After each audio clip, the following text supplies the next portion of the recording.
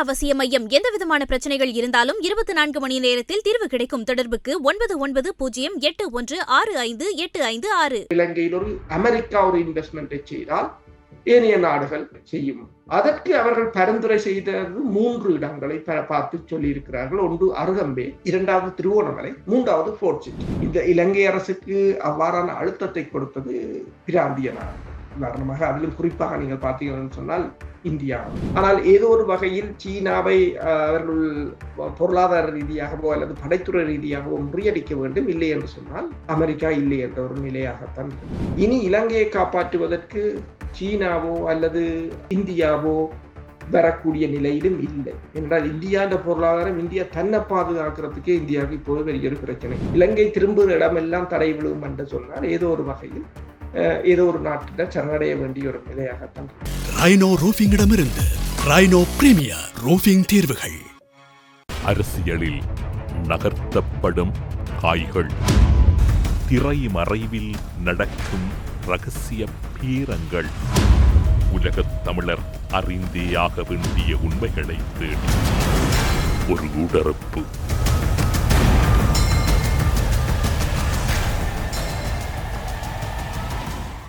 பிரித்தானியாவில் இருக்கும் கலாநிதி பிரபாகரன் எல்லோராலும் நன்கு அறியப்பட்டு பரிச்சயமான இராணுவ ஆய்வாளர் வேல்ஸிலிருந்து அருஸ் அவர்களை இன்றைய ஊடறுப்பு நிகழ்ச்சியோடு இணைத்திருக்கின்றோம். ஊடறுப்பு நிகழ்ச்சியின் சார்பில் உங்களை வரவேற்பதில் மகிழ்ச்சி. வணக்கம். வணக்கம். இலங்கையில் இருந்து ஏற்றுமதி செய்யப்படுகின்ற மீனுக்கான தடையினை அமெரிக்கா விதித்திருந்த சூழ்நிலையில் அமெரிக்காவின் உயர்மட்ட தூதுக்குழு ஒன்று இலங்கைக்குள் சென்றிருக்கின்றது. அமெரிக்காவில் இலங்கையின் மீன் ஏற்றுமதிக்கு தடை விதிக்கப்பட்டிருக்கின்றது.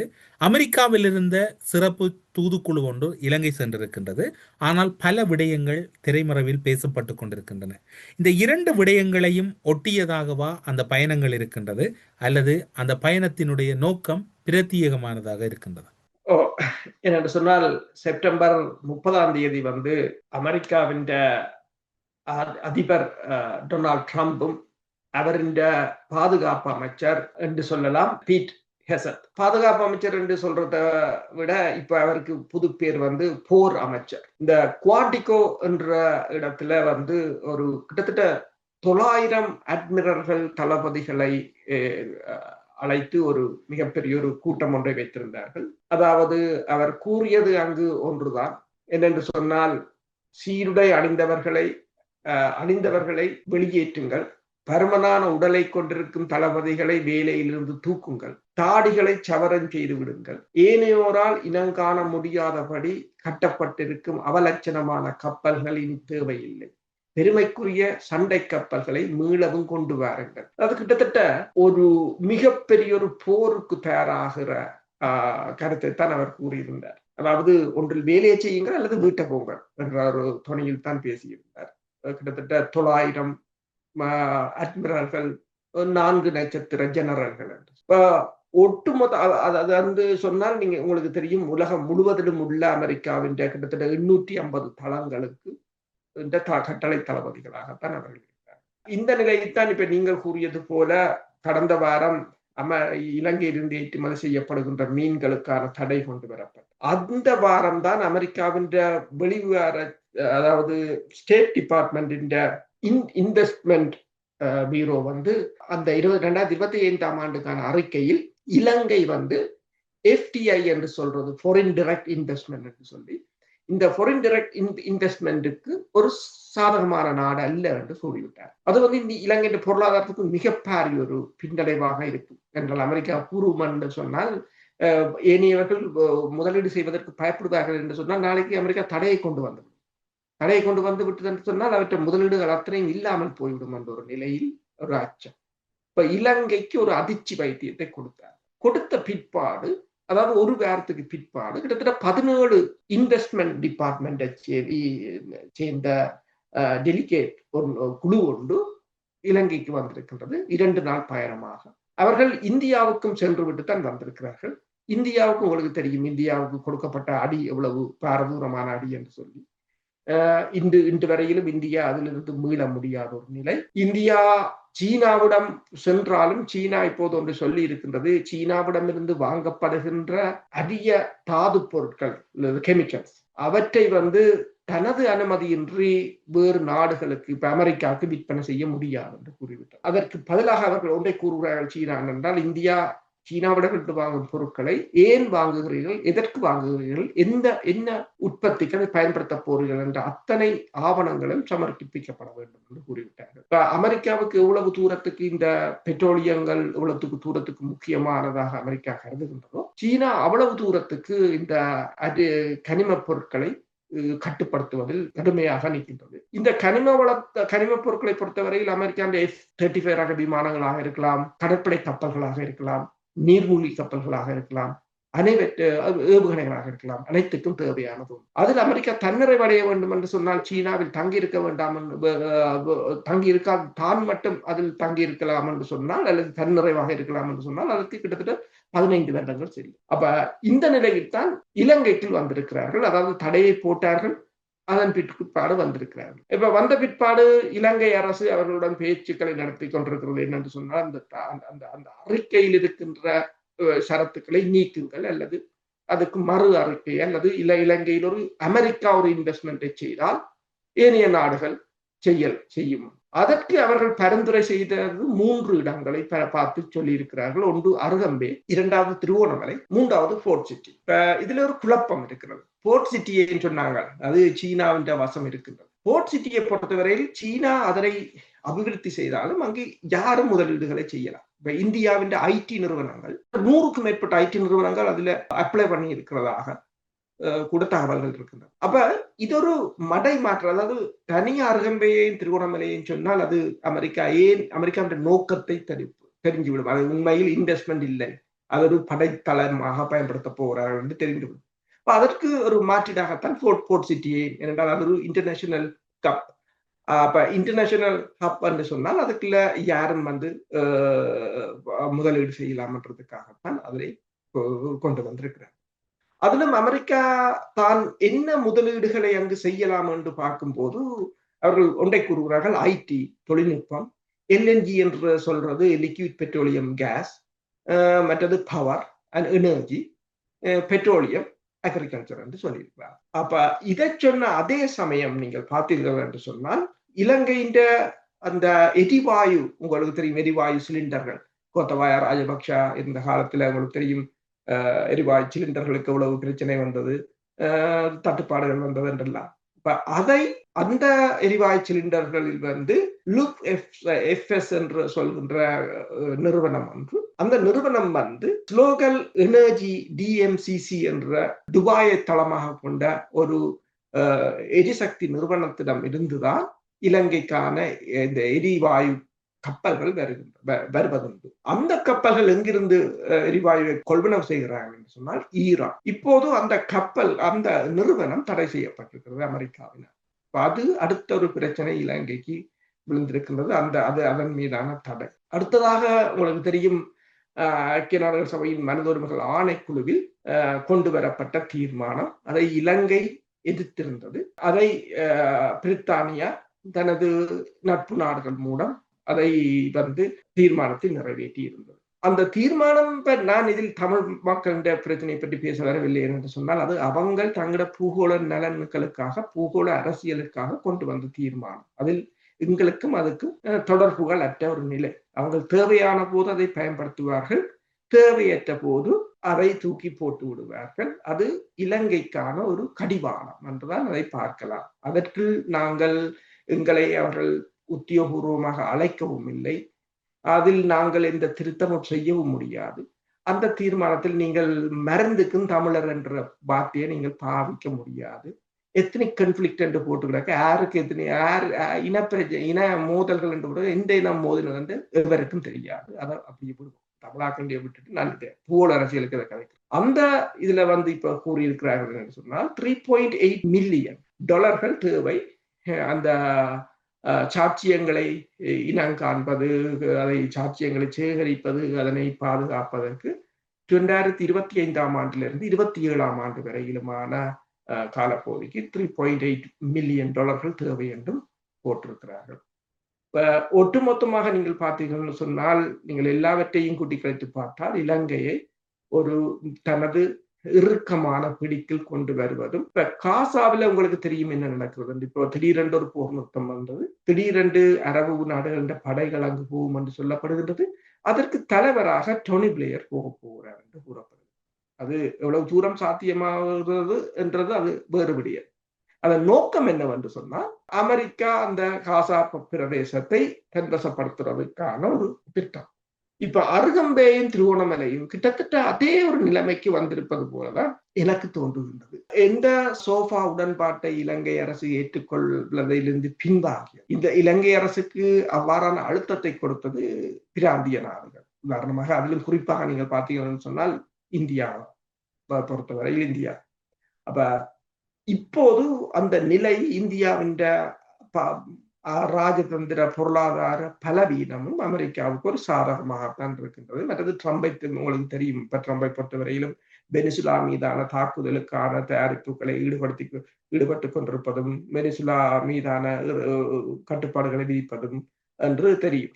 அதே போல இலங்கை மீதான ஒரு நடவடிக்கைக்கு அமெரிக்கா மெல்ல மெல்ல தயாராகி வருகின்றது என்பதைத்தான் இந்த ஒட்டுமொத்தமாக நீங்க பார்த்தீங்கன்னா விதிக்கப்படுகின்ற தடைகள், அங்கு வருகின்ற பிரதிநிதிகள் எல்லாவற்றையும் நீங்கள் ஒட்டுமொத்தமாக பார்த்தீங்கன்னு சொன்னால் கிட்டத்தட்ட இலங்கைக்கு இஸ்ரேல் அதற்கு ஆதரவாக இருக்கின்றது. அருகம்பையை பொறுத்தவரையில் உங்களுக்கு தெரியும் இஸ்ரேலின் ஈடுபாடு இவ்வளவு தூரம் இருக்கின்றது என்று.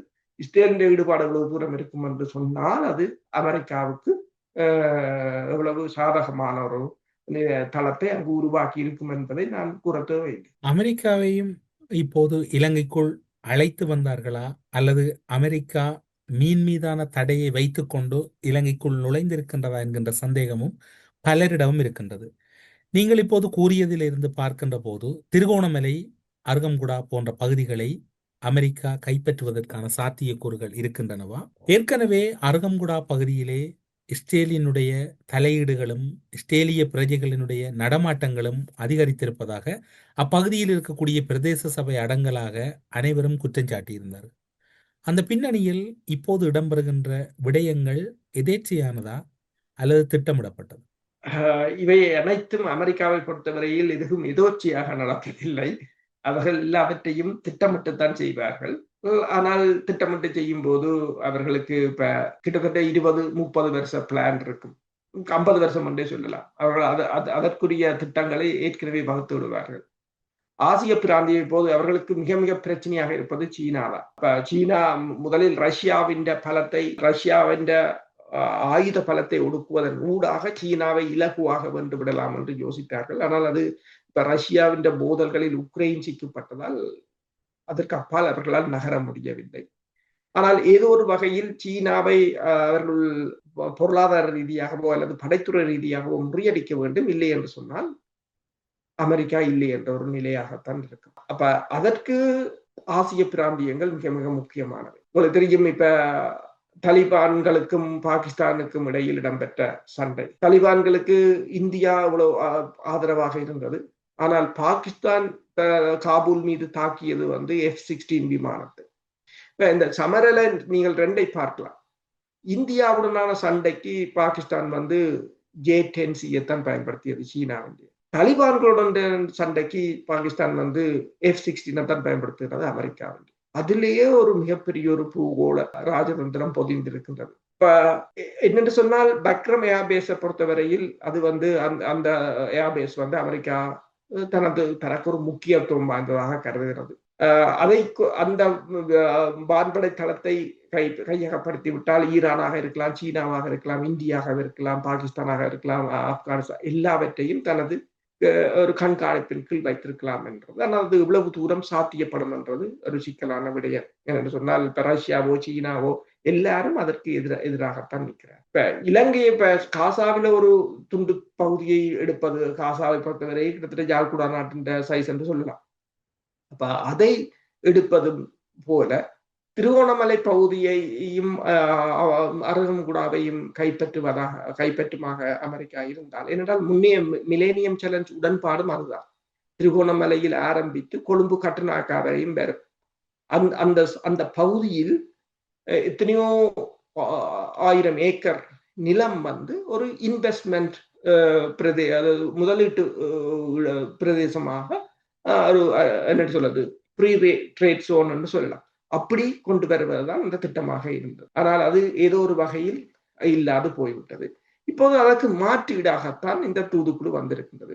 ஆனால் அவர்கள் போடுகின்ற இப்ப பாத்தீங்கன்னு சொன்னால் இலங்கையின் மீனுக்கான தடை அவர்கள் போட்ட கூறிய காரணம் மிக மிக ஏற்றுக்கொள்ள முடியாது. என்று சொன்னால் அவர்கள் கூறிய நீங்கள் இந்த அனைத்துலக கடல் மீன்பிடி சட்டங்களை மீறி இருக்கிறீர்கள் அல்லது ஒழுங்காக பயன்படுத்தவில்லை அல்லது ஒழுங்காக செலவு பண்ணவில்லை. அதொன்று. அடுத்ததாக இப்ப ஈரானிலிருந்து இறக்குமதி செய்யப்படுகின்ற எரிபொருட்கள் அதுக்கான தடை இனி அமெரிக்காவிடம் தான் போகணும். அடுத்தது இலங்கையில் முதலீடு செய்வது பாதுகாப்பில்லை என்றோன்னா ஒட்டுமொத்த முதலீட்டாளர்களையும் இலங்கையை விட்டு ஓட வைக்கும். இனி இலங்கையை காப்பாற்றுவதற்கு சீனாவோ அல்லது இந்தியாவோ வரக்கூடிய நிலையிலும் இல்லை. என்றால் இந்தியாண்ட பொருளாதாரம் இந்தியா தன்னை பாதுகாக்கிறதுக்கே இந்தியாவுக்கு இப்போது பெரிய ஒரு பிரச்சனை. ரஷ்யாவிடமிருந்து வாங்குகின்ற எண்ணெய்க்கு இந்தியா ஜுவானில் தான் பே பண்ண காசை கொடுக்கிறது என்று ராய்ட்டர் இப்போது கூறியிருக்கின்றது. அதாவது யுஏஇடம் இருந்து இந்தியா ஜுவானை வாங்கி யுவானினூடாக ரஷ்யாவுக்கு பே பண்ணுகிறது. இப்ப வெளியில் தான் நீங்கள் பார்க்கலாம் இந்தியாவும் சீனாவும் எதிரிகள் அல்லது மோதல்கள் என்று சொல்லி இலங்கையில் சீனா வந்தால் இந்தியாவுக்கு ஆபத்து என்று சொல்லி எல்லாம் சொல்லுவாங்க. அதெல்லாம் ஒரு கட்டுக்கதையா. ஆனால் உண்மையானது நடக்கிறது என்னன்னு சொன்னால் சீனாண்ட காசைத்தான் இந்தியாவை பயன்படுத்த வேண்டிய ஒரு நிலையாக இருக்கின்றது. அது டாலருக்கும் மிகப்பெரிய ஒரு பிரச்சனை. அப்ப டாலர்ன்ற பெறுமதி உங்களுக்கு தெரியும், கிட்டத்தட்ட 53% வந்துட்டது. வெளிநாடுகளின் கையிருப்பு முன்னர் 90% இருந்து 80% இருந்து இப்ப 53% வந்து நாடுகள் எல்லாத்தையும் வெளியில் எடுத்துக் கொண்டிருக்கிறார்கள். இந்த நிலையில் அமெரிக்காவை பொறுத்தவரையில், அதாவது தன் பொருளாதாரத்தை பொறுத்தவரையில் பொருளாதாரத்தை தக்க வைக்க வேண்டும் என்று சொன்னாலும் அமெரிக்காவுக்கு ஏதோ ஒரு வகையில் இப்ப இந்தியாவின் பொருளாதாரத்தை பொறுத்தவரையில் உங்களுக்கு தெரியும், இந்தியாவின் பொருளாதாரத்தை அதாவது வேர்ல்ட் பேங்கின் அறிக்கையின் அடிப்படையில் இந்த அமெரிக்காவின் தடைகள் இப்ப இருக்கின்ற இந்த சண்டைகள் இதுகள் எல்லாவற்றையும் கூட்டு கழித்து பார்த்தால் இதில் அதிகமாக பாதிக்கப்பட போகிறது ஆசிய பிராந்திய நாடுகளின் பொருளாதாரம். ஏனென்றால் இப்ப பாகிஸ்தானை விடுங்கள், ஏற்கனவே வீழ்ந்த நாடு. ஆப்கானிஸ்தானை விடுங்கள், வீழ்ந்த நாடு. இலங்கை வீழ்ந்த. இப்ப வளர்ந்து வாரது என்று சொன்னால் இந்தியாவை கூறலாம். ஆனால் இந்த அமெரிக்கா தடை பாதிக்கப்பட போறது வளர்ந்துவார் என்றால் ஏற்கனவே பிச்சைக்கார நாடுகள் அதுகள் ஏதோ அவங்களுக்கு சபை பண்ண அவங்க அப்படித்தான் வாழ்ந்து பழகிட்டாங்க. அது பிரச்சனை இல்லை. இது உலகத்துல சனத்தொகையும் அதிகம். அப்ப இந்த நிலையில தான் இந்தியாவை பொறுத்தவரையில் இந்தியா தற்போதைய நிலையில் இலங்கைக்கு உதவுற அளவுக்கும் இந்தியா இல்லை. எனவேதான் மன்னார் காற்றாலை ப்ரொஜெக்டில கூட இலங்கை இலகுவாக இந்தியாவை தூக்கி வெளியே இருந்து விட்டது. இலங்கை தானே அபிவிருத்தி செய்யக்கூடிய ஒரு நிலையை எடுத்திருக்கின்றது. ஆனால் இலங்கையை பொறுத்தவரையில் தனியாக இயங்க முடியாது. இலங்கையில அந்த அளவுக்கு வளங்களும் இல்லை, உற்பத்தி துறையோ அல்லது பொருளாதார வளமோ எதுவும் இல்லை. ஏதோ ஒரு நாடு சார்ந்துதான் நிற்க வேண்டும். இப்போது இலங்கை எந்த நாட்டை சார்ந்து நிற்க போகிறது? மீண்டும் இலங்கை எல்லோரையும் சமாளித்து போகலாம் என்று யோசிக்கிறதா என்ற ஒரு கேள்வியும் இருக்கின்றது. எனவேதான் கர்ணியை பொறுத்தவரையில் உங்களுக்கு தெரியும், இப்போது குளோபல் உமன் சமிட் என்று சொல்ற ஒரு கூட்டத்தொடருக்காக சீனாவுக்கு செல்கிறார். ஆனால் கூட்டத்தொடர் என்று செல்றவர் அங்கு சீன அதிபரை சந்திக்க போகிறார், கம்யூனிஸ்ட் பார்ட்டியை சந்திக்க போகிறார். அதே நேரம் NDTV அவர்கள் நடத்துகின்ற ஒரு கூட்டத்தொடரிலும் ஒரு பிரதான பேச்சாளராக அங்கு போகிறார். அங்கு போறவர் அந்த டிவி புரோகிராமுக்கு மட்டும் இல்லை, நரேந்திர மோடியை சந்திக்கிறார், இந்திய பிரதமர். அங்கு போகின்ற பிரித்தானியாவின் முன்னாள் பிரதமர் ரிஷி சுனாக்கை சந்திக்கின்றார். அப்ப என்னென்று சொன்னால், அதாவது ஹரணியூடாக இந்தியாவையும் சீனாவையும் ஒரு அணித்துள் கொண்டு வருவது, சமாளிப்பது. அதே போல மேற்குலக நாடுகளை, இப்ப அமெரிக்காவை, இஸ்ரேலை சமாளிப்பது. ஏனென்று சொன்னால் உங்களுக்கு தெரியும், 80வது ஐக்கிய நாடு சபையின் 80வது கூட்டத்தொடரில் இலங்கை அதிபர் இரு தேசங்கள் என்ற தீர்வை தான் ஏற்றுக்கொள்வதாக கூறினாலும் இஸ்ரேலிய அதிபர் பேசும்போது எல்லோரும் எழுந்து சென்றார்கள். ஆனால் இலங்கை பிரதிநிதி அங்கு இருந்ததாக அந்த கேமராவை காட்டி கொடுத்து விட்டது. இப்ப ஏதோ ஒரு வகையில் சமாளித்து போகலாம் என்றுதான் யோசிக்கின்றார். ஆனால் அது தற்போதைய பூகோள சூழ்நிலையில் இலங்கைக்கு அது சாத்தியப்படுவதற்கான சாத்தியங்கள் மிக மிக குறைவாக. நீங்கள் இப்போது கூறிய காரணங்களோடு கடந்த காலங்களில் இலங்கையில் தடைப்பட்டிருக்கக்கூடிய அமெரிக்காவின் 2 பிரதான ஒப்பந்தங்கள் இனி வரக்கூடிய நாட்களில் நடைமுறைப்படுத்தப்படுவதற்கு வாய்ப்புகள் இருக்கின்றனவா, அல்லது அதனை நோக்கி அமெரிக்கா தன்னுடைய காய்களை நகர்த்துகின்றனவா? உண்மைதான். என்னென்று சொன்னால் அமெரிக்காவை பொறுத்தவரையில் எந்த ஒரு விடயத்தையும் அவர்கள் ஒரு பேப்பரை தூக்கி கொடுத்தாலும் அதில் அரசியலும் இருக்கும், ராஜதந்திரமும் இருக்கும். பங்களாதேசத்தில் இப்போது இடைக்கால அதிபராக இருக்கிறார் முகமது யூனிஸ். அவருக்கு நோபல் பரிசு கொடுக்கப்பட்டிருந்தது என்ன சொல் நுண்கடன் தொடர்பாக, பொருளாதார ரீதியாக. இன்று அவர் அங்கு ஒரு இடைக்கால அதிபராக இருக்கிறார். அதே போலதான் இப்போ வெனிசுலாவை சேர்ந்த எதிர்கட்சி பிரமுகருக்கு வழங்கப்பட்டிருக்கிறது நோபல் பரிசு. அப்ப ஒரு நோபல் பரிசாக இருக்கலாம், IMF ஆக இருக்கலாம், ஐக்கிய நாடுகள் சபையாக இருக்கலாம், மனித உரிமைகள் ஆணைக்குழுவாக இருக்கலாம், ICC-யாக இருக்கலாம், எல்லாம் அவங்களோட டூலாகத்தான், ஆயுதங்களாகத்தான் அவர்கள் பாவிப்பார்கள். டொலரை கூட அவர்கள் ஆயுதங்களாகத்தான் பாவிப்பார்கள். அப்ப இலங்கையை பொறுத்தவரையில் அமெரிக்கா சாதிக்க நினைத்தது 2. ஒன்று ACSA உடன்பாடு. அந்த உடன்பாட்டை இலங்கை 2007ஆம் ஆண்டே அமெரிக்கா எட்டிவிட்டது. அதற்கு பதிலாகத்தான் விடுதலை புலிகள் என்ற ஆயுத கப்பலை அழிப்பதற்கு அமெரிக்கா உதவியை செய்தது. ராபர்ட் ஓ பிளேக் என்று அப்ப இருந்த அமெரிக்க தூதுவருக்கும் கோத்தபாய ராஜபக்ஷவுக்கும் இடையிலான உடன்பாடு. அதற்கு பிறகு கொண்டு வர வெளிக்கிட்டதான் millennium challenge. Millennium challenge $500 million project. அதற்கு அடுத்ததாக கொண்டு வர வெளிக்கிட்டதுதான் சோஃபா உடன்பாடு. சோஃபா உடன்பாடு வந்தபோ, அதாவது மிலேனியம் சேலஞ்ச் உடன்பாடு அதாவது முதலில் 2007ஆம் ஆண்டு கொண்டு வரப்பட்ட உடன்பாடு 10 வருடத்தில் காலாவதி ஆகிய போதுதான் அதை புதுப்பிக்க வேண்டும் என்பதற்காகத்தான் மஹிந்த ராஜபக்ஷ தூக்கி எறியப்பட்டு ரணில் விக்ரம் நல்லாட்சி என்று அவர்களை கொண்டு வந்தார்கள். அதற்கு பிறகு 10 வருஷத்துக்கு அது எழுதப்பட்டு விட்டது. அதற்கு பிறகு சோஃபா உடன்பாட்டை கொண்டு வர முற்பட்ட போதுதான் ரணில், அதாவது ஈஸ்டர் சண்டே புனித ஞாயிறு குண்டுவெடிப்பு இடம்பெற்றிருந்தது. அதனுடன் ஆட்சி கலைக்கப்பட்டது. கோத்தபாய ராஜபக்ஷ வந்தார். இந்தியா அமெரிக்காவின் மிலேனியம் சேலஞ்ச் உடன்பாடு கிழித்தறியப்பட்டது பௌத்த துறவிகளை கொண்டு. ஆனால் அந்த அளவு ஒரு நிலை இப்போது இந்தியாவுக்கு இருக்குமான்றது ஒரு மிகப்பெரிய ஒரு கேள்விக்குறியாகத்தான் இருக்கு. எனவேதான் சீனா கூட இலங்கையிலான முதலீடுகளை தற்போதைக்கு ஒரு இடைநிறுத்தி வைத்திருக்கின்றது. சீனாவின் இந்த இடைநிறுத்தம் தான் அனுரகுமார் திசாநாயக்கா ஜப்பானுக்கு சென்றிருந்தார். கிட்டத்தட்ட 11 நின்று போன 11 ப்ராஜெக்டையும் திருப்பி ஸ்டார்ட் பண்ணுவதற்காக போயிருந்தார். ஏன்னா இலங்கைக்கு இப்போது காசு வேணும், அதான் பிரச்சனை. அமெரிக்கா தொடர்ச்சியாக ஏதோ ஒரு வகையில் ஒவ்வொரு இடத்தையும் தடுத்து கொண்டே நிற்கின்றது. என்றால் இலங்கை அவர்களுடைய கால் விழும் வரையிலும் அல்லது அவர்களுடைய நிபந்தனைகளுக்கு இணங்கும் வரையிலும் தொடர்ச்சியான அழுத்தங்கள் வந்து கொண்டுதான் இருக்க போகிறது. அப்ப இலங்கையை பொறுத்தவரை இப்போது தெரிவுதான் இருக்கின்றது. முன்னைய போல சீனாவையும் அரவணைச்சு, இந்தியாவையும் அரவணைச்சு, அமெரிக்காவையும் அரவணைச்சு, ஐரோப்பாவையும் அரவணைச்சு போலாம் என்ற அந்த பேச்சுகளுக்கு இடம் இல்லை. ஏன்னா ஈரானிடமிருந்து தேயிலையை கொடுத்து எண்ணெய் வாங்கினார்கள். இப்போ அது முடியாது, தடையை கொண்டு வந்து விட்டார்கள். அப்ப என்னென்னு சொன்னால் இலங்கை நேரடியாக வாங்குவதில்லை. இலங்கை மத்திய கிழக்கில் உள்ள நிறுவனங்கள் ஊடாக, பினாமி நிறுவனங்கள் தான் வாங்குகிறார். அவங்கள் அந்த பினாமி நிறுவனங்களை எவ்வாறு இனங்கண்டு ஒவ்வொரு நிறுவனங்களாக பேரை, அதுவும் கொழும்பிலிருந்து வருகின்ற பத்திரிகைகள் என்ன போட்டிருக்கின்றால் அந்த நிறுவனத்தின் பேரை பெரிய போர்டு லெட்டர்ஸ்ல போட்டிருக்கிறாங்கன்னு சொல்லி, என்று சொன்னால் அது அவ்வளவு முக்கியத்துவம் வாய்ந்ததுன்னு சொல்லி அப்படி தடை செய்து கொண்டிருக்கிறார்கள். இலங்கை திரும்புகிற இடமெல்லாம் தடை விழுவும் என்று சொன்னால் ஏதோ ஒரு வகையில் ஏதோ ஒரு நாட்டிட சரணடைய வேண்டிய ஒரு நிலையாகத்தான் இருக்கு. கூடுதலாக இலங்கையை பொறுத்த வரையில் இப்போது வந்திருக்கின்ற அமெரிக்காவின் 17 பேர் கொண்ட அந்த குழுவிடம் கூட அனுரகுமார் திசாநாயக்காவும் பேசியதாகத்தான் கூறப்படுகின்றது. அவர்கள் கேட்கிறது ஒன்றுதான், என்னென்று சொன்னால் இன்வெஸ்ட்மெண்ட், அதாவது அந்த இலங்கையில முதலீடுகளை செய்வதற்கு ஒரு உகந்த சூழ்நிலை என்றதை நீங்கள் ஆய்வு செய்து சொல்லுங்கள் என்ற ஒரு நிலைக்கு இப்போது இலங்கை இறங்கி சென்றிருக்கும். ஆனால் நீங்கள் இப்போது கூறிய விடயத்தில் இந்த விடயம் இப்போது இருக்கக்கூடிய அரசியல் சாத்தியமா என்கின்ற வினாதான் இருக்கின்றது. அமெரிக்கா வசமாவதற்கான சாத்தியக்கூறுகள் திருகோணமலை துறைமுகத்துக்கு இருக்கின்றனவா? திருகோணமலை துறைமுகத்தை கடந்த காலங்களிலே பலர் இலக்கு வைத்திருந்தார்கள். இந்தியாவாக இருக்கலாம், அமெரிக்காவாக இருக்கலாம், சீனா கூட ஒரு கட்டத்தில் விரும்பி இருந்தது. அப்படி இருக்கின்ற போது இப்போது இது சாத்தியப்படுவதற்கு வாய்ப்பு இருக்கின்றதா அமெரிக்காவும்? சிலதுகள் எழுதப்படாத விதி என்று சொல்லலாம். திருகோணமலை துறைமுகத்தை அமெரிக்கா கையகப்படுத்தினாலும் என்று சொல்லித்தான் 1987ஆம் ஆண்டு இலங்கை இந்திய உடன்பாட்டை இந்தியா கொண்டு வந்திருந்தது. அதன் பிற்பாடு சீனாவின் வளர்ச்சி, அதுவரையிலும் சீனா பெருசாக வெளியே தனது எல்லைகளுக்கு அப்பால் அதிக அளவில் தலையீடுகளை மேற்கொண்டது இல்லை. பேருந்து சீனா வளர்ச்சி அடைந்த போது கூட சீனா அதனை விட்டு விலத்தித்தான் அம்பாந்தோட்டையை தெரிவு செய்திருந்தது தனக்குரிய இடமாக.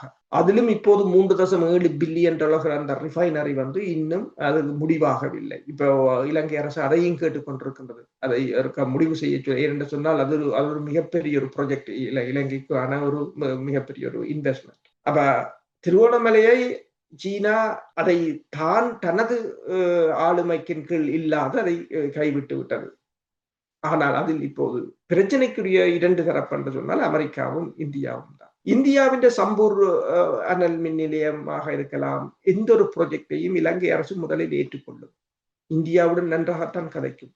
ஆனால் இதனையும் அவர்கள் நிறைவேறுவதற்கு விடுவதில்லை. இப்ப பிரச்சனை 2 தரப்புக்கும் தான் நடைபெற்றுக் கொண்டிருக்கிறது, மாறி மாறி. நீங்கள் இலங்கையில் இடம்பெற்ற ஆட்சி மாற்றங்களை பார்த்தாலும் 2 தரப்பும் தான், இந்தியாவும் அமெரிக்காவும் தான் இதில் பெரும் பங்காளிகளாக இருக்கிறார்கள். ஆனால் இதுவரை காலமும் அவ்வாறு இருந்தது. இப்போது இந்தியாவுக்கு அந்த அளவுக்கு அதிகாரம் இருக்குமா என்றால் இல்லை. அதே நேரம் அமெரிக்காவை பொறுத்தவரையிலும் முன்னியது போல அமெரிக்கா விட்டுட்டு பார்த்து கொண்டிருக்க முடியாத ஒரு நிலை. ஏனென்றால் சீனாவின் வளர்ச்சி நாளுக்கு நாள் அப்படி. செப்டம்பர் 1 இடம்பெற்ற அந்த சீனாவின் மிக பிரமாண்டமான அணிவகுப்பு, இராணுவ அணிவகுப்பு வந்து அந்த உலகத்தையே ஒருக்கா புரட்டி போட்ட மாதிரி தான். அதுக்கு அப்பால் ஒன்றும் இல்லை என்ற ஒரு நிலையாகத்தான் இருக்கின்றது.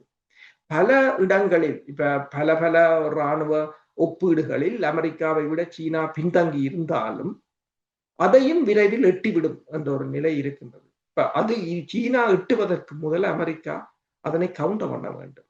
அப்ப அந்த இந்த போட்டியில் தான் இப்போது இலங்கை தீவு வந்து சிக்கி இருக்கின்றது. சிக்கலில் இருந்து விடுபடுமா அல்லது இந்த சிக்கலை நோக்கி கடந்த காலங்களில் உங்களுக்கு தெரியும் நல்லாட்சி அரசாங்கம் சீர்குலைக்கப்பட்டது, உயிர்த்த ஞாயிறு தாக்குதல் விவகாரங்கள் பின்னர் எழுப்பப்பட்டிருந்தது. பின்னர் உயிர்த்த ஞாயிறு தாக்குதல் காலங்களில் கூட ஒரு விடயம் பேசப்பட்டது. பின்னர் ஒரு ஆட்சி மாற்றம் இடம்பெற்றது. அந்த ஆட்சி மாற்றத்தின் பின்னர் மீண்டும் ஒரு அரசு தலைவர் மாற்றம் இடம்பெற்று இப்போது ஆட்சி மாற்றம் இடம்பெற்றிருக்கின்றது. அப்படியாயின் அமெரிக்க ஒப்பந்தங்களை நோக்கி இலங்கை அரசு சாதகமான முடிவெடுக்கின்ற போது இந்தியாவினால் அவை கடந்த காலங்களில் போல் குழப்பப்படுவதற்கு வாய்ப்பு இருக்கின்றதா அல்லது இந்தியா இப்போது பலவீனம் அடைந்திருக்கிறதா, பலமடைந்திருக்கு? இந்தியாவை பொறுத்தவரையில் முன்னிய அளவிலான பலம் இல்லை. உங்களுக்கு தெரியும், பாகிஸ்தானுடனான போர், அதன் பிற்பாடு இப்போது தலிபான்களுக்கு இந்தியா கொடுக்கின்ற தார்மீக ஆதரவு என்பன இந்தியாவின் நிலை எவ்வளவு தூரத்துக்கு இறக்கப்பட்டிருக்கிறது என்பதை நான் சொல்ல தேவையில்லை, பார்க்கும்போதே தெரியும். பொருளாதார ரீதியாகவும் அவ்வாறுதான். ப்ரொடக்ஷன் நீங்கள் பார்த்தீங்கன்னு சொன்னா சீனாவின் ப்ரொடக்ஷன்ல ஒரு 10% தான் இந்தியாவால் செய்ய முடியும். அப்ப 90% ஈட்டுவது ஒரே இரவில் சாத்தியமானது அல்ல. அதுக்கு அப்பால் அமெரிக்காவின் தடையாக இருக்கலாம், உலகில் இருக்கின்ற நெருக்கடிகளாக இருக்கலாம், இவை அனைத்தும் இந்தியாவுக்கு பாதகமாகத்தான் இருக்கின்றது. அப்ப இந்தியாவை பொறுத்தவரையில் உள்ளூர் பிரச்சனை மிக மிக அதிகம். இவன் நீங்கள் பார்க்கலாம், ஒரு ரஷ்யாவின் எரிபொருட்களை இந்தியா வாங்குவதை நிறுத்தினால் கூட இந்தியாவின் உள்நாட்டு கலவரங்களால் இந்தியா சின்னாபின்னமாகக்கூடிய ஒரு நிலை இருக்கின்றது. இப்ப இதையும் விட்டு இந்தியா விலக முடியாத ஒரு நிலையாக இருந்தாலும் இந்தியாவுக்கு இது ஒரு பாதுகாப்பு பிரச்சனை, ஆபத்தான பிரச்சனை. இந்தியாவுக்கான அமெரிக்காவை பொறுத்தவரையில் இந்தியாவின் நண்பன் அல்ல. அது இந்தியாவுக்கும் தெரியும், அமெரிக்காவுக்கும் தெரியும். ஏதோ ஒரு விதத்தில் அவர்கள் இணைந்து பயணிக்கிறார்கள், அவ்வளவுதான். மொசாட்டுடன் இந்தியா மிக நெருங்கிய உறவுகளை கொண்டிருந்தது. என்னென்று சொன்னால், மொசாட்டுக்காக பணியாற்றுவதன் ஊடாக அமெரிக்காவின் குட் புக் என்று சொல்றது நல்ல பேரை, அமெரிக்காவிடம் நல்ல பேரை எடுக்கலாம். ஆனால் அது அரபு உலகத்திலிருந்து இந்தியாவை பின்தள்ளி வைத்ததைத்தான் காணக்கூடியதாக இருந்தது. அதற்கு உதாரணம் தான் பாகிஸ்தானுக்கும் சவுதி அரேபியாவுக்கும் இடையிலான அந்த பாதுகாப்பு உடன்பாடு. அதுவும் ஒரு மிகப்பெரிய ஒரு.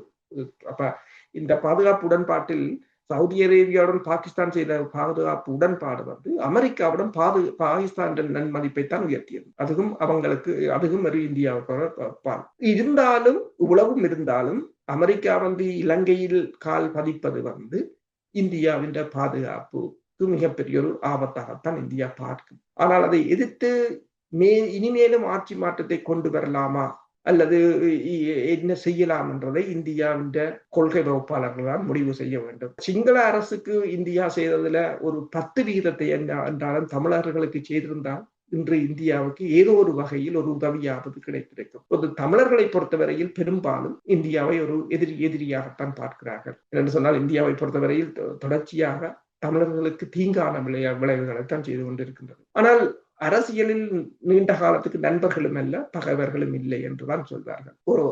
ஒரே இரவில் மாற்றலாம்.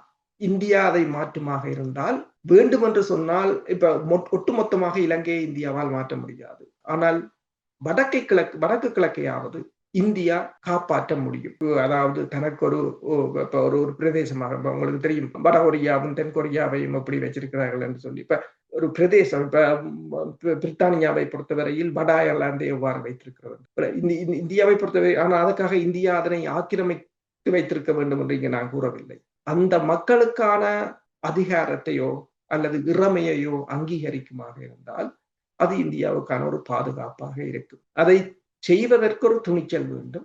இல்லை என்று சொன்னால் ஒட்டுமொத்தமான அழிவைத்தான் சந்திக்க வேண்டியது. கடந்த காலங்களில் இலங்கைக்குள் அமெரிக்காவினுடைய புலனாய்வு கட்டமைப்பினுடைய செயற்பாடுகள் அல்லது அவர்களுடைய கண்காணிப்புகள் அதிக அளவில் இருந்ததை நீங்களும் வெளிப்படுத்தி இருந்தீர்கள். அதனை ஒரு விதத்தில் கடந்த காலத்தில் ரணில் விக்ரமசிங்க ஜனாதிபதியாக இருந்தபோது சில தகவல்கள் மூலம் இலங்கை அரசு தரப்பிலும் அதனுடைய உறுதிப்பாடும் அதனுடைய உண்மைத்தன்மையும் உறுதிப்படுத்தப்பட்டது. இப்போது இருக்கக்கூடிய அரசு இவ்வாறான விடயங்களுக்கு அனுமதித்திருக்கின்றதா? கடந்த காலங்கள் போல் சர்வதேச புலனாய்வு அமைப்புகளாக கருதப்படக்கூடிய அமெரிக்க புலனாய்வு அமைப்பினுடைய பிரசன்னம் என்பது இலங்கைக்குள் இருக்கின்றனவா அல்லது அனைவரும் அந்த விடயத்திலிருந்து பின்வாங்கிவிட்டார்? வெளிநாட்டு புலனாய்வு அமைப்புகளை பொறுத்தவரையில் அவர்கள் ஒருபோதும் ஏனைய நாடுகளை கேட்டுக்கொண்டுள்ளுக்கு வருவதில்லை. அவர்களின் தூதரகங்களே புலனாய்வு தகவல் மையங்களாகத்தான் தொழிற்படும். இலங்கைக்குள்ளேயே உண்மையில் நீங்கள் பார்த்தீங்கன்னு சொன்னால் அமெரிக்காவை பொறுத்தவரையில் அமெரிக்காவின் பெருமளவான மேற்குலகம் என்று கூறலாம், மேற்குலகத்தில் பெருமளவான என்ஜிஓக்களை பொறுத்தவரையில் அவர்கள் கூடுதலாக ஒரு இன்டெலிஜென்ட் நெட்வொர்க்காகத்தான் தொழிற்படுவார்கள். தற்போதைய இந்த தொழில்நுட்பத்துல சேட்டலைட் கூட இலகுவாக பல மனிதர்கள் செய்ய வேண்டிய வேலையை ஒரு சேட்டலைட் இலகுவாக செய்து கொடுத்து விட்டு போடும். சொல்வார்கள் ஒரு புகைப்படம் 1000 தகவல்களை விட பெறுமதி வாய்ந்தது என்று சொல்வார்கள். அதே போலதான் செய்து விட்டு போகும். அண்மையில் கூட விமல் வீரசுபரதன் அவரை கூறியிருந்தார், இலங்கை இந்தியாவுடன் மேற்கொண்ட பாதுகாப்பு உடன்பாடு வெளியில் தெரிவிக்கவில்லை இதுவரையில். ஆனால் அந்த உடன்பாட்டை அடுத்து இலங்கைக்கான புலனாய்வு தகவல்களை கொடுப்பதில் சீனாவும் பாகிஸ்தானும் பின்வாங்கிவிட்டன. அவர்கள் இப்போது கொடுப்பதில்லை. அது இலங்கையின் பாதுகாப்புக்கு அச்சுறுத்தலானது. அதிலிருந்து ஒன்று உங்களுக்கு என்ன தெரிகிறது என்று சொன்னால், இலங்கை எல்லா நாடுகளிடம் இருந்துதான் இந்த இன்டெலிஜென்ஸை ஷேர் பண்ணி கொண்டிருக்கின்றது புலனாய்வு தகவல். ஆனால் அதே நேரம் இலங்கைக்குள்ளும் அவர்களின் ஊடுருவங்கள் கட்டாயம் இருக்கு. ஏனென்று சொன்னால் இது முக்கியமானது என்று சொன்னால், இப்ப ஒரு நாட்டுடன் மட்டும் நிற்க முடியாது. ஒரு நாடு இலங்கைக்கு எதிராக இறங்கும் போது இன்னொரு நாடு அதற்கான தகவல்களை வழங்கலாம். உதாரணமாக நீங்கள் பார்க்கலாம், அண்மையில் இஸ்ரேல் கட்டார் மீது மேற்கொண்ட தாக்குதலில் ஹமாஸின் தலைவர்கள் தப்பியிருந்தார்கள். இஸ்ரேலின் முதலில் தோல்வியடைந்த தாக்குதலாகவும் அதுதான் பார்க்கப்படும். இப்போது இஸ்ரேல்ல வந்த அமைதி முயற்சிக்கும் அதுதான் ஒரு உந்து சக்தியாக இருந்தது. அதுக்கு காரணம் என்று சொன்னால், இஸ்ரேலின் வான்படை விமானங்கள் தாக்கப் போகிறது என்பதை இன்னொரு நாடு முன்கூட்டியே கொடுத்து விட்டது தகவல்களை. இதுதான் அந்த பல நாடுகளுடனான புலனாய்வு தகவல்களின் ஒரு ஷேரிங், இன்டெலிஜென்ஸ் ஷேரிங் என்று சொல்றது. அதுல உள்ள பெனிஃபிட் அதான்.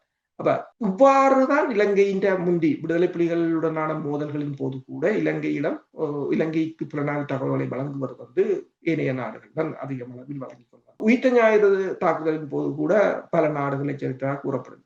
இருந்தாலும் இப்ப இலங்கைக்குள் அவர்களின் ஊடுருவல்கள், அவர்களின் நடவடிக்கைகளை இலங்கை அரசு கட்டுப்படுத்தும் என்றால் நான் நினைக்கவில்லை. அதை கட்டுப்படுத்துற அளவுக்கு இலங்கை அரசு இன்னும் முன்னகரவில்லை. இலங்கை அரசு தற்போது இதுவரை காலமும் ஐக்கிய தேசிய கட்சிக்கும் சுதந்திர கட்சிக்கும் விசுவாசமான இருந்த படையினரும் புலனாய்வு துறையினரும் என்று சொல்லி அவர்களை களை எடுப்பதில், அவர்களுக்கு தங்கள் ஆட்களை கொண்டு வருவதற்கே இலங்கை இப்போது தனது சக்திகளை பயன்படுத்தி கொண்டிருக்கின்றது. புதிதாக அவர்கள் புலனாய்வுத்துறையை அமைத்திருக்கிறார்கள் என்று கூறுகிறார்கள். அந்த புலனாய்வுத்துறைக்கு அவர்கள் கூறியது ஒன்றுதான், உங்களையும் நாங்கள் புலனாய்வு செய்வோம். அதாவது நீங்கள் இங்கு போறீர்கள், நீங்கள் இங்கு வாரீர்கள், நீங்கள் யாரிடம் பேசுகிறீர்கள் என்பதை அவர்கள் தீவிரமாக கண்காணிப்பார்கள் என்றுதான் கூறப்படுகின்றது. அதன் அர்த்தம் என்னென்று சொன்னால், இலங்கை படைக்குள்ளேயே ஒரு படையக புலனாய்வுத்துறையை உருவாக்குகின்ற நிலையில் இருக்கின்றது. அதன் அர்த்தம் தனது படையினரை இலங்கை கண்காணிக்க வேண்டிய ஒரு நிலை இருக்கின்றது. ஏனென்று சொன்னால் உங்களுக்கு தெரியும், இப்போது மடகாஸ்கரில் ஜெனரேஷன் சட் போராட்டம் ஆரம்பித்து நடைபெற்றுக் கொண்டிருக்கிறது. அதில் படையினர் இப்போது போராட்டக்காரர்களுடன் இணைந்து விட்டதாக கூறப்படுகின்றது. இது எங்கேயும் நடக்கலாம். இப்ப சட் ஜெனரேஷன் நாங்கள் போன தடவை கலைக்கும் போது எத்தனை நாடுகளில் அது இடம்பெற்றுக் கொண்டிருக்கிறது. இப்ப இலங்கையை பொறுத்தவரையில் தற்போது பல பிரச்சனைகள் இருக்கின்றது. ஒன்று, பூகோள அரசியல் நெருக்கடியிலிருந்து தப்பி பிழைக்க வேண்டும், பொருளாதார நெருக்கடியிலிருந்து தப்பி பிழைக்க வேண்டும், அடுத்தது உள்நாட்டு பிரச்சனையிலிருந்து தப்பி பிழைக்க வேண்டும். இவை அனைத்தையும் அடுத்தது எதிர்கட்சிகள். உங்களுக்கு தெரியும், இப்போ சஜித் பிரேமதாசாவும் யூஎன்பி கட்சியும் மிகவும் நெருக்கமாக இணைகிற ஒரு கட்டத்துக்கு வந்திருப்பதாக. அண்மையில் இந்தியாவின் தூதுவர் போய் மஹிந்த ராஜபக்சவை சந்தித்த பிற்பாடு நாமல் ராஜபக்ச அந்த எதிர்கட்சிகள கூட்டணி இரவு விருந்து விசாரத்தில் கலந்து கொண்டதாக கூறப்படுகிறது. இவற்றையும் கண்காணிக்க வேண்டிய ஒரு நிலையில் தான் இலங்கை இருக்கு.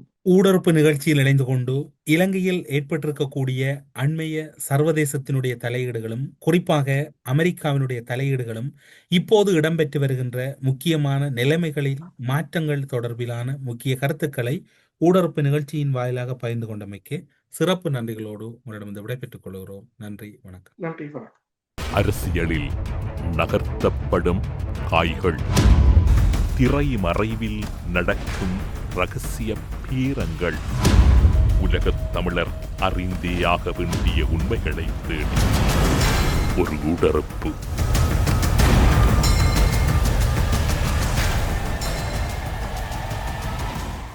கேரள அவசிய மையம். எந்தவிதமான பிரச்சனைகள் இருந்தாலும் 24 மணி நேரத்தில் தீர்வு கிடைக்கும். தொடர்புக்கு 9908165856.